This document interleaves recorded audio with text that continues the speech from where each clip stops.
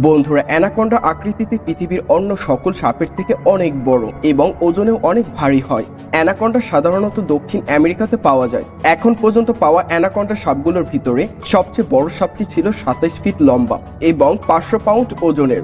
অজগর সাপও অ্যানাকোন্ডার মতো লম্বা হয়, কিন্তু অ্যানাকোন্ডা অজগর থেকে অনেক বেশি চওড়া এবং মোটা হয়। অ্যানাকোন্ডা বেশিরভাগ সময় পানির কাছে বসবাস করতে পছন্দ করে। এরা সন্ধ্যা এবং রাতের বেলায় নদীর আশেপাশে শিকারের সন্ধানে ঘোরাফেরা করে। অ্যানাকোন্ডা সবসময় একা থাকতে সবচেয়ে বেশি পছন্দ করে। অ্যানাকোন্ডা কোনো শিকার পেলেই তাদের উপরে হামলা করে আর সাথে সাথেই নিজের বড় শরীরের সাহায্যে পেঁচিয়ে ধরে শ্বাস বন্ধ করে মেরে ফেলে।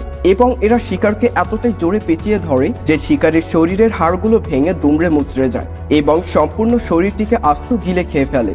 একটি পূর্ণবয়স্ক ছাগল, ভেড়া বা শূকরকে খেয়ে ফেলার পর অ্যানাকোন্ডা প্রায় 1 মাস পর্যন্ত না খেয়ে থাকতে পারে। প্রিয় বন্ধুরা, আপনারা যদি এনিমেল জগতের ভয়ঙ্কর এবং রোমাঞ্চকর ভিডিও দেখতে পছন্দ করেন তাহলে আমাদের চ্যানেলটি সাবস্ক্রাইব করতে পারেন, কারণ এখানে আপনি এনিমেল জগতের সবচেয়ে অ্যাট্রাকটিভ মোমেন্টগুলো দেখতে পাবেন। অ্যানাকোন্ডা অনেক বিশাল চেহারার কারণে যে কোনো বড় প্রাণীকে খুব সহজে গিলে খেয়ে ফেলতে পারে। একটি অ্যানাকোন্ডা বড় একটি শিকার খেয়ে ফেলার পর প্রায় 6 মাস পর্যন্ত অন্য কোনো খাবার না খেয়েই কাটিয়ে দিতে পারে। অ্যানাকোন্ডা সবসময় বড় প্রাণীকে শিকার করে থাকে, কারণ এরা আকৃতিতে বড় হওয়ার কারণে ছোট কোনো প্রাণীকে শিকার করতে পারে না।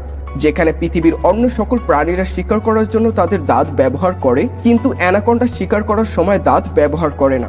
এরা শক্তি প্রয়োগ করে বড় শরীরের সাহায্যে পেঁচিয়ে শিকারকে মেরে ফেলে। অ্যানাকোন্ডা অন্য সকল সাপের মতো বিষাক্ত হয় না। অ্যানাকোন্ডা অনেক সময় শিকার করার জন্য পানি থেকে মাটির উপরে চলে আসে, কিন্তু পানিতে এরা যতটা দ্রুত চলাফেরা করতে পারে মাটির উপরে অতটা দ্রুত গতিতে চলাফেরা করতে পারে না। একটি অ্যানাকোন্ডা পানির নিচে প্রায় 10 মিনিট পর্যন্ত শ্বাস বন্ধ করে থাকতে পারে, তারপর অক্সিজেন নেয়ার প্রয়োজনে আবার পানির উপরে চলে আসতে হয়। অ্যানাকোন্ডার দৃষ্টিশক্তি অন্য সকল সাপের থেকে অনেক কম। এরা শুধু কাছের জিনিসগুলোই পরিষ্কারভাবে দেখতে পারে।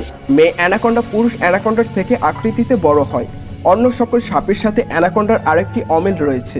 অ্যানাকোন্ডা অন্য সকল সাপের মতো ডিম পাড়ে না, এরা সরাসরি বাচ্চা জন্ম দেয়।